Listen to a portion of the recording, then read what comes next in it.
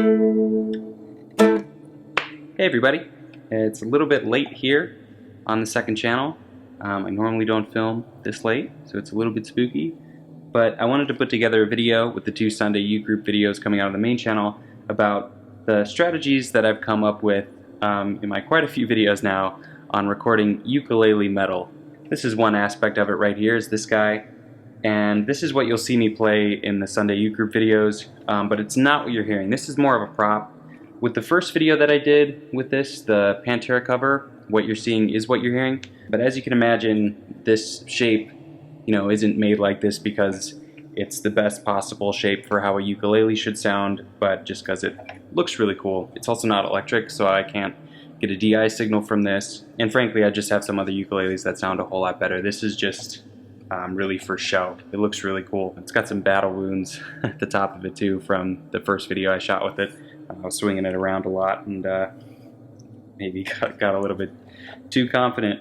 But yeah, so this is a prop except for that one video. But what I actually record with and what you're hearing is this one. So here's the ukulele that you are hearing in the recordings. It's a Kala. I did War Ensemble. It was like one of my first real viral videos. And I used a lower end Kala brand, and after that they reached out to me and sent me this one, as well as some of the other instrument that I'll show later. This one is just absolutely lovely in so many different ways, and it just sounds incredible. So this is what I actually use. This is what Sarah was using in the recordings, or not in the recordings, excuse me, that she was using in the video, but this is actually what you're hearing. One big advantage is that it has a DI, so I can plug into here, and then that's where the solos come from. I used to record, when I first started doing ukulele metal with this, is I would do a mixture of mic and DI for just the regular rhythm tracks, but the DI just sounded really, it still sounds like a ukulele, but the mic is just what we ended up referring to always. So now for the rhythm tracks, I just record with mics, and then when I do the distorted solo stuff is when I do the DI. And I've learned to tune these either in to D standard, or what I would consider D standard.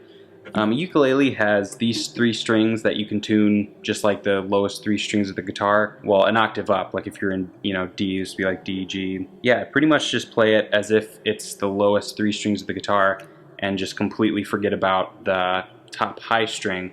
And that's kind of how I do it. I'll change it up between what would be D standard and what would be C standard. I think maybe for one song I've gone lower than that. And that's already way lower than what the standard tuning is. And as a lot of guitar players out there are probably aware, with a lot of metal stuff, maybe 90% of the playing is done on just the lowest three strings. So that's pretty much just what I'm doing here, and omitting the top one. Gets a bit confusing sometimes for the solos, but you can generally figure it out. And it's already up an octave anyway, so if you play the solo in the same octave, it still sounds about right. So yeah, and I'll do similar to other rock recordings. One mic ukulele on the right, one mic ukulele on the left, and then DI down the middle for solos. Not that I do the panning anyway. That's Fluff. He does all the mixing. It would sound horrible if I did the mixing. For the bass on these tracks, I use this guy. This is a pretty cool instrument. This is a Kala U bass. When they sent me that other ukulele, they also sent me this one, and it's a pretty nifty instrument. Believe it or not, this is actually the same range as a regular electric bass. So this is this is an E right here. I don't know what I have it tuned to currently. And the strings are really, really rubbery. When I first got this, I would use it in the videos as well, but I later decided that it just kind of distracts from the videos, from having the bass and the ukulele in there. So I've started to just cut to just the ukulele shots, and then maybe do a second channel video where it's just the bass. And particularly for these last two videos where none of it is studio footage, it just would be weird to have a bass there. I guess it could be Sarah and myself on ukulele and then someone else on U-bass. But it wouldn't really make sense. It's hard to shoot videos with instruments that are clearly electric in places where you don't have an amp.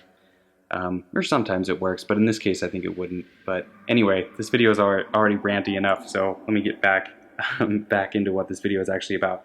The pickup on here is pretty cool because it just goes by vibrations rather than, you know, magnets. So sometimes you got to be careful when you record with it, because if you just brush against the bridge, that will be really, really loud and you'll hear it. What I do is, since the ukulele is tuned about an octave above where the regular guitars in the regular track are, this one I'll play in the same space that the guitars in the original will be. So if that one's in D, I'll just play on the D string, and then I will beat that sound up a little bit to get at those bass frequencies, where I'll play once through to do the bass on the D where, you know, regular electric guitar sits, and then I'll also tune this down and then play through it again to get that low bass register. And that track is pretty low in the mix. And in fact, for the first few tracks, I recorded those separately, but since it's the backing bass and it's not right in front,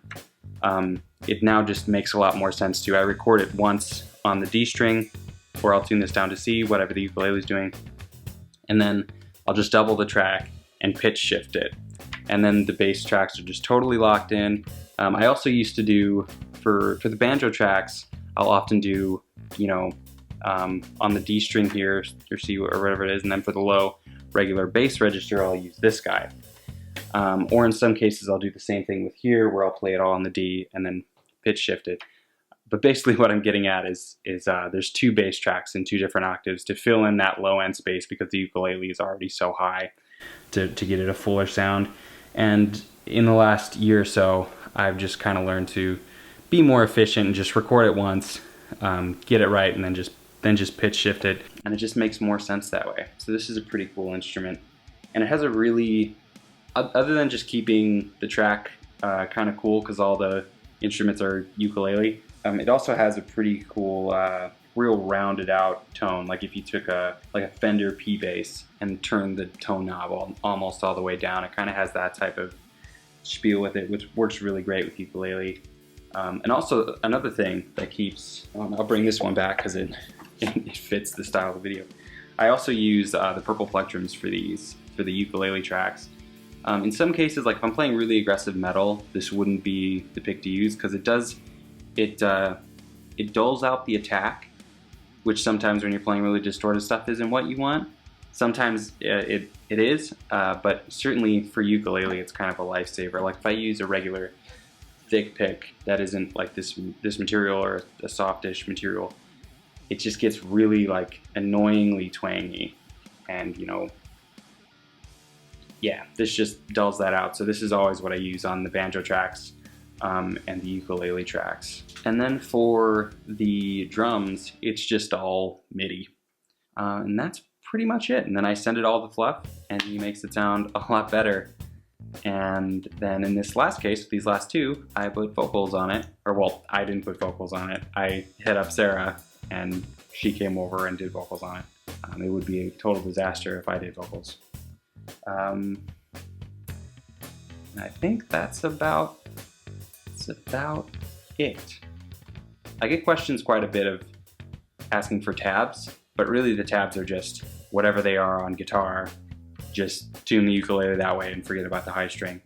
So that's a pretty easy question. Yeah, thanks for watching the second channel on me ramble. I hope this wasn't a complete waste of your time, like the last 3 videos.